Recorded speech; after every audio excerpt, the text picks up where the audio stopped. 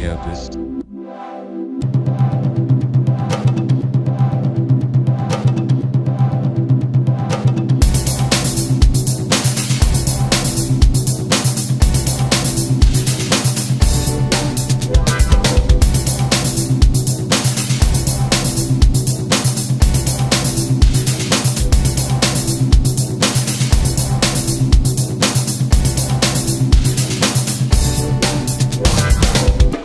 Ryan and I have a lot of beings we've made together, I guess, with what we've done. But we've created this program, and it's become its own entity. It's its own living, breathing thing. I think that in the very beginning, there's something to be said for it being very casual, and that's nice because it's not intimidating for artists and it encourages them to speak freely. As these artists are successful that graduate from their year of intensity with this, because once an escapist, always an escapist. There are simple assignments. Our first group meeting with our 2012 group, we asked them to create a sculpture. And really just honoring the program by supporting these artists, promoting them, and allowing them to go on and be who they need to be, because the program's not about style or how to paint or paint what I paint, which I'm very happy to show an artist techniques, but it's about their voice just being louder in the world. Come and spend 2 minutes speaking to the group about what this sculpture means and how it relates to this mentorship program they've been accepted to. And they just nailed it. Escapism is just ridding yourself of being this artist who has to struggle. Well, I think it's been my life, so it's never had to become a part of it. I just remember growing up, my father struggled with so many different elements of his life. It's something that is creating, it's a moving motion. I feel like every angle of his life he had to struggle physically and emotionally, and I think business-wise, there were a lot of disappointments for him. I'm finding ways of just making yourself a better artist. It's something that is happening all the time. It's not a place where you arrive and say, oh, I'm an artist, I have arrived. The typical artist and what people think the typical artist is. We are learning every day. It's not just, whether you're, technically or formally in your artwork, but as a professional.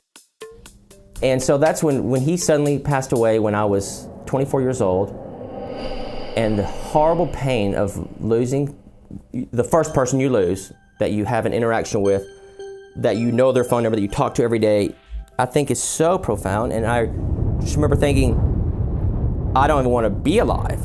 I will never, ever invest any kind of time into a relationship with anybody because I'm not going to go through this again. I don't want to just get through a day. I want to have a day. I want to be excited about the day. The hardest thing for me is going to bed because it's over.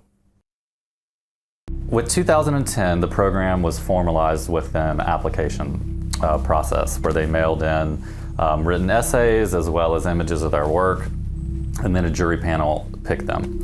All of that happened again in 2011. The written application process was still very similar, images, essays. We had the same jury panel for 2011. Once we selected the finalists, or the people that had scored highest, we introduced a in-person interview. There's one thing when you fill out an application or you put all your art on a CD and you have this beautiful folder and you have it perfectly wrapped and it's just sent and that's your perception, and then you become a finalist and you're put in front of a jury, and these are all new jury. This is not the people that got the first round in. Very enlightening. You read people's essays and see their artwork and understand they're talented, but it's a whole different ballgame when they're sitting right there in the room, and we asked them to bring one of their pieces that they felt was very strong so that they could speak about it.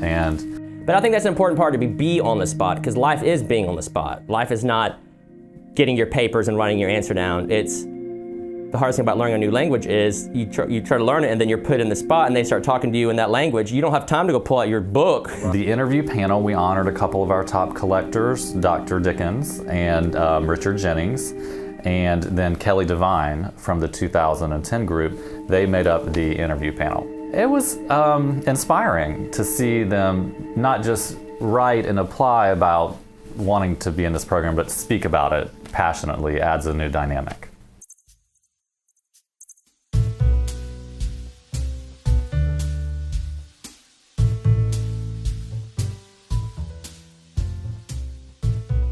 2010, they were all sort of at what I consider to be sort of the same career level. Nubia, Raul, and Zach are all at totally different stages of their career. Nubia had been a professional artist for at least 30 years. I think the experience was fantastic for me. So by being in this program, I was able to connect with different artists, and especially with John, and his influence has been invaluable for me. I'm one of those artists that doesn't need to be inspired to paint. You know, painting comes from inside me. Raul has a degree in art from the University of Houston. I found out about the program through, I think I found out about it through Kelly Devine. I went to U of H with her. And then I actually found out about John Palmer through my wife. I think told me about his artwork, so I checked out his website and kind of just started following his work. John's gallery is, I mean, it's nice, it's awesome. I mean, I think the space is really great, and it's a very good home for art. And then Zach, he had just resigned from his full-time job the prior year, so he was really just a baby. Well, I met Ryan probably about 10 or 12 years ago, right when we both moved here after school. We kind of remained friends for a long time, and about a year ago I decided to kind of pursue my art career full-time. It's been a good kick in the butt that I needed to kind of push myself to move forward and get my website up and do those sorts of things. So it's a nice business aspect push that I really needed.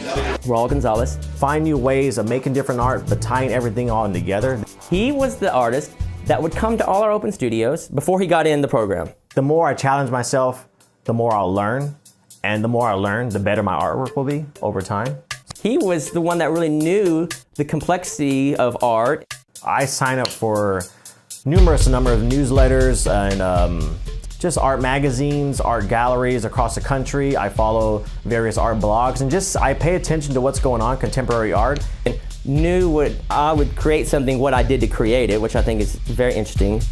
What inspires me to paint is that I'm alive. I adore Nubia. She is a bright light, always. I don't have to go and look for some inspiration. It's all here. And when I make that choice, it all comes out. I think she and I don't even understand the concept of money. She's a very spiritual person, as I am, and we always go into the other realm of what life's about beyond just what we're seeing here. I feel like I'm tapping from a divine fountain of infinite creativity that is accessible to all of us. Zach's work is so profound. I just kind of had this mundane job, and I didn't want to, turn 50 one day and say, I've never tried to do what I always wanted to do. So that's what his work does. It stands out. It's kind of a contemporary wall sculpture. So I kind of mold wood. And literally a lot of the 3D pieces are extremely complicated. Gilding on top and layers of paint. So kind of contemporary wall sculptures is kind of what I'm calling it. The purpose of the program as it continues is always to each individual artist. When I joined was selected for the program rather, I just started kind of pursuing my career being an artist. I mean, literally a few months prior. It was a great experience for me to meet other artists. Got to know John and Ryan, and I think they were amazing people. I didn't know him personally before, although we had exhibited in the same galleries at one time. I was able to work with, not with just John, more on a closer level, and then Ryan at the same time, he's also very helpful, but then, working with Zach and Nubia, who are both at two different, spectrums of their career. Everybody, all these artists have huge personalities, and everybody is very, very different. But the beautiful common thread is that they have a desire to better themselves. Kind of see what other people do, kind of learn the ins and outs of the business of being an artist. And they have confidence to apply to a program and to not apologize for wanting to have that education, help, and hopefully success. And I was amazed by their energy, but their genius creativity in the way they run the business in such a professional manner. I do think there is competition in the world. I think if you had, there's an intersection and you have a gas station and then one opens up across from you, that's going to take away from your sales because it's about the gas. It's the same thing you're selling. It's kind of to teach you a little bit more about the other side of being an artist. Like how to promote yourself and how to market yourself and how to do that other side of the art business that people don't really think about. So for art, there's no way it could be competitive. There's no way if somebody that I work with, say Nubia, because I think Nubia's style of art is similar to mine. Yeah, there's a limited wall space in people's walls, and yes, there could be somebody that has one wall, they want one painting, and they look at mine, and they look at Nubia's, and they choose Nubia's. One of my goals was to meet other artists, to meet art collectors, to be around people who loved art. Something like that can happen, but that's not going to take away from anybody if it does happen. If every time I create a painting, and then an artist in the program copy that painting and put it next to mine, well, yeah, that might get a little competitive. When I go to the cocktails or the galas, I walk in there and there's 200 people, 200 friends that I never met. Absolutely, yes. Confidence is very important. What's equally as valuable when they apply is they say, they know they need help with it. It was a great opportunity for me to kind of learn the ins and outs of the art world, to see how other people made it work for them, especially him. He's made a career out of it and makes a living out of it and does really well, and it's good to see that. As long as they're positive in their requests for help. Being competitive is taking away. What we try to promote with these artists is that they're brothers and sisters and they're in a family, and once an escapist, always an escapist. We tried to build them up and say, look, the sky's the limit for you now. You're going to be the legacy of this program. You're in the program, you go talk to somebody who's been there before and get advice from them because they're going to be more than happy to share with you. So I think maybe people who might view art as competitive, I don't think they apply.